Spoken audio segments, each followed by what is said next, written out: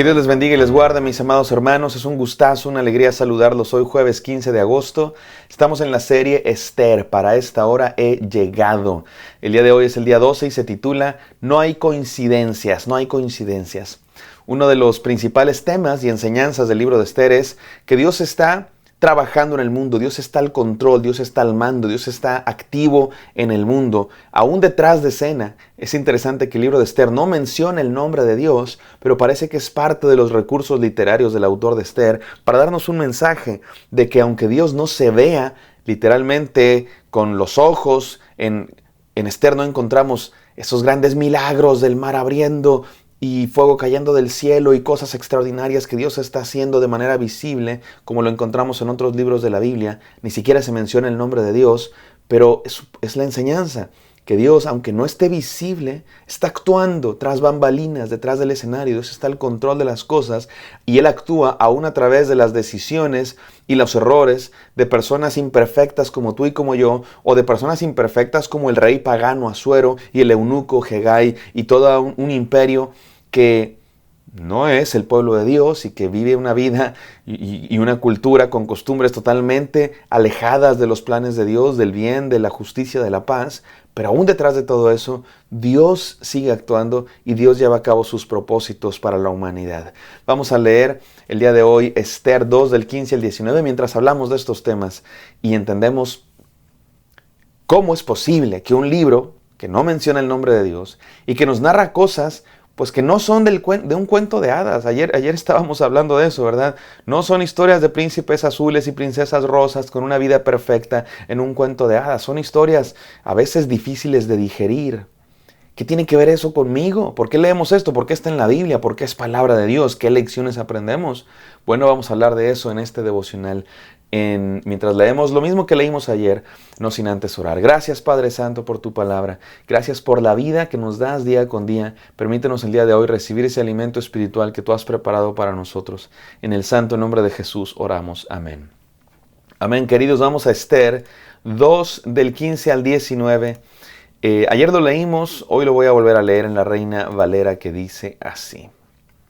Cuando le llegó a Esther, hija de Abihail, tío de Mardoqueo, quien le había tomado por hija, el tiempo de venir al rey, ninguna cosa procuró sino lo que dijo Hegai, eunuco del rey, guarda de las mujeres. Y ganaba Esther el favor de todos los que la veían. Fue pues Esther llevada al rey Asuero a su casa real en el mes 10, que es el mes de Tebet, en el año 7 de su reinado. Y el rey amó a Esther más que a las otras mujeres, y halló ella gracia y benevolencia delante de él más que todas las demás vírgenes, y puso la corona real en su cabeza y la hizo reina en lugar de Vasti.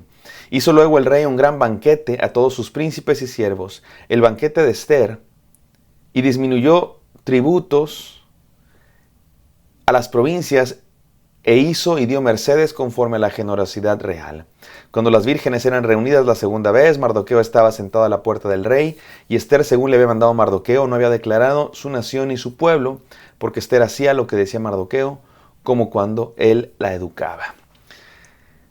Otra vez, mis amados hermanos, esto no se trata de un cuento de hadas. La historia de Esther y Asuero no es una historia de amor, de un hombre que amó a una mujer y una mujer que amó a un hombre y se conocieron, se miraron y formaron una bella familia.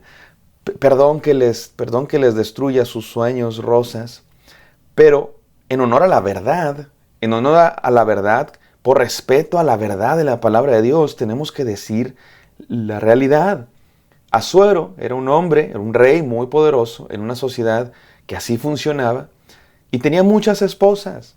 Antes de Esther conoció a muchas mujeres, después de Esther volvió a conocer a muchas otras mujeres.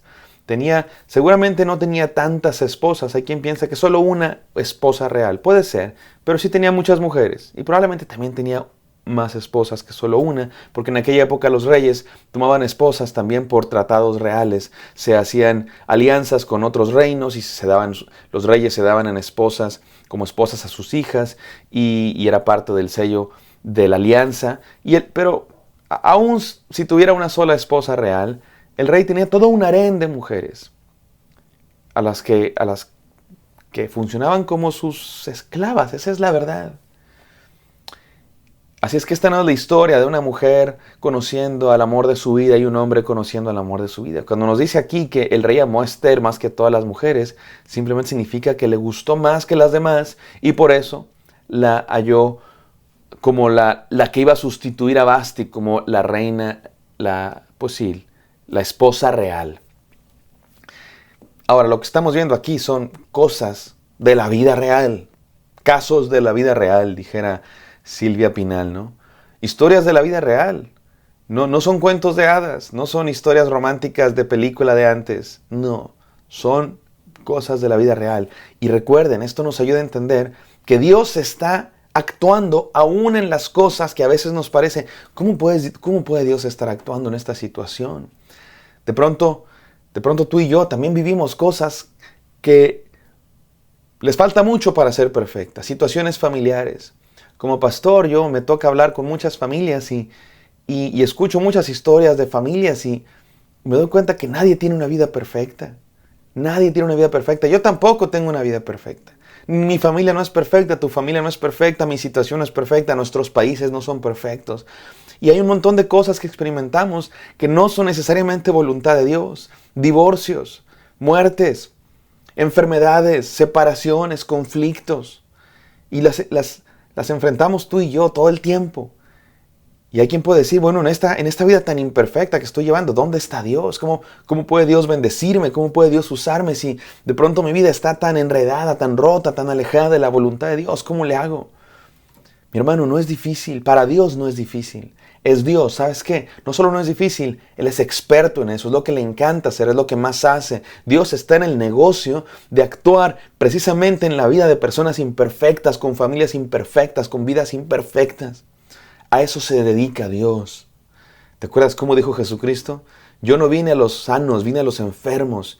Los sanos no tienen necesidad de médico, pero los enfermos sí. Y Él es el gran médico de médicos que vino a sanar nuestras familias, a sanar nuestras vidas, a actuar en medio de nuestros desastres, en medio de nuestras marañas de pecado. Él vino a actuar y a sanar y a hacer su obra en nosotros, aún a pesar, y no solo a pesar, sino a través de nuestros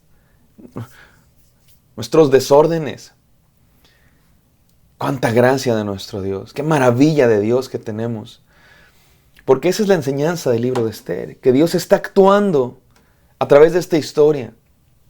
Y Dios está actuando a través de las acciones de un rey pagano, de un rey borracho, de un rey mujeriego, que toma decisiones que nos pueden parecer mundanas e insignificantes. Y Dios está actuando a través de un hombre, un judío, que aparentemente está alejado de Dios y de su ley, que ni siquiera quiere que los demás sepan que es judío. Le dice, no, que nadie sepa, que nadie sepa. ¿Por qué no quiere que nadie sepa? Algunos dicen, no, es prudencia para que... No me parece, la verdad. Me parece que es más una especie de vergüenza, interés. Quiere escalar en la escala social, quiere tener el favor del rey. Pero aún a través de esas cosas, Dios está actuando y está moviendo sus hilos. Porque te hago un spoiler, pero espero que no sea spoiler, porque muchos de ustedes conocen la historia de Esther. Y de hecho recomiendo, yo lo debí decir desde el principio, pero hubiera sido bueno que desde el principio tú leyeras todo el libro de Esther. No son tantos capítulos, son me parece 10 capítulos, 9. Y estudies toda la historia de Esther y sepas de qué va la cosa. Aquí la estamos estudiando paso a pasito, pero la historia de Esther nos habla de una serie de eventos a través de los cuales Dios está obrando. El evento de un rey borracho que manda a llamar a su esposa y su esposa se niega. Y luego se deshace de esa esposa y hace un concurso de belleza. ¿Qué más que un concurso de belleza? Porque nos suena hasta romántico, ¿no? Hace un concurso de belleza como el príncipe de la Cenicienta para ver con cuál baila y de cuál se enamora. No, este rey se está acostando con todas estas mujeres. Y a través de eso, Dios está actuando. ¿Qué nos enseña eso, mis queridos hermanos? ¿Sabes qué nos enseña eso? Que tenemos un Dios mucho más grande que nuestro pecado. Que tenemos un Dios mucho más grande que todo el pecado del mundo. Un Dios que actúa aún a través de un mundo roto y que está llevando a cabo sus planes precisamente de sanar todo nuestro pecado, de transformar nuestro pecado, pero lo hace a través de la historia. Y Dios está haciendo esto desde que empezó el pecado en la humanidad. Desde que Adán y Eva pecaron, Dios prometió que iba a destruir la maldad y que iba a aplastar a la serpiente a través de un enviado suyo, Jesucristo. Y la historia de Esther, por esto está en la Biblia, porque la historia de Esther tiene que ver con el plan de Dios. Les hago el spoiler.